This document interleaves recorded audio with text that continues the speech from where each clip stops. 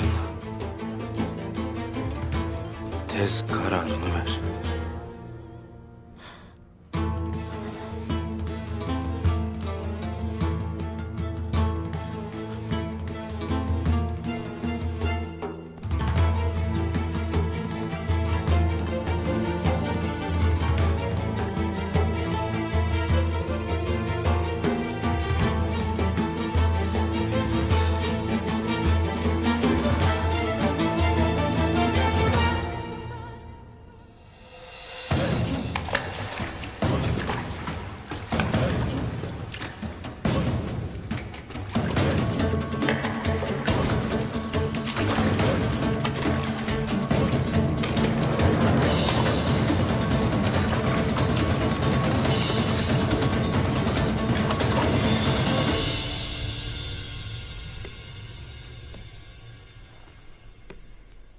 Uyuyamadın mı?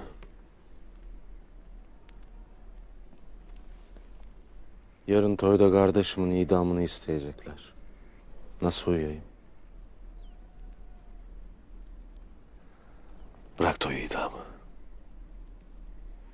Biraz senden konuşalım. Otur hele.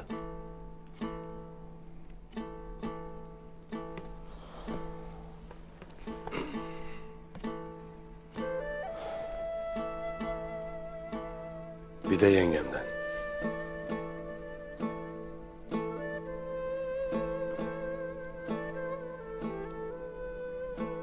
Gayrı ben bir evlat isterim Ertuğrul.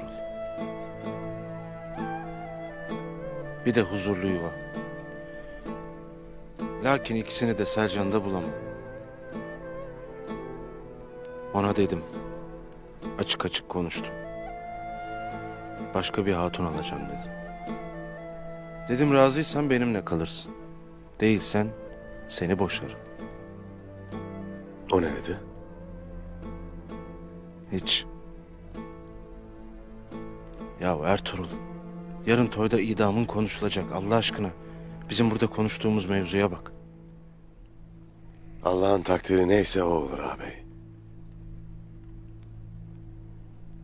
Öyle, öyle. Gönlünden geçen biri var mı? Kim? Gonca Gül mü? Sen nereden bilirsin? Yengemle konuşurken anladım. Ey ya Rabbi. Benim kendime diyemediğimi karım, kardeşim bilir. Gönlün ne söylerse ona karşı durma ağabey. Lakin yengemi de ananın otağına yollamayasın. O bunu hak etmedi. Kaldıramaz da. Hoş. İkinci bir avradı nasıl kaldırır onu bilemem lakin yine de onu boşamayasın.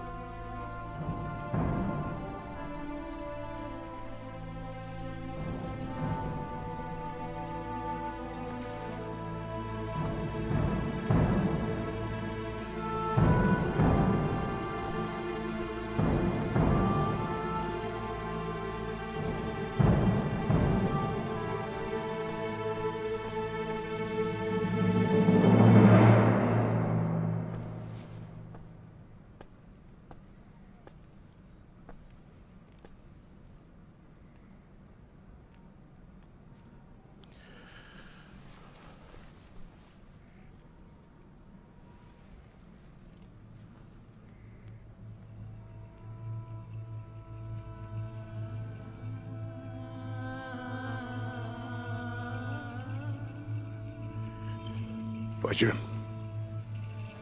beni affet. Affet.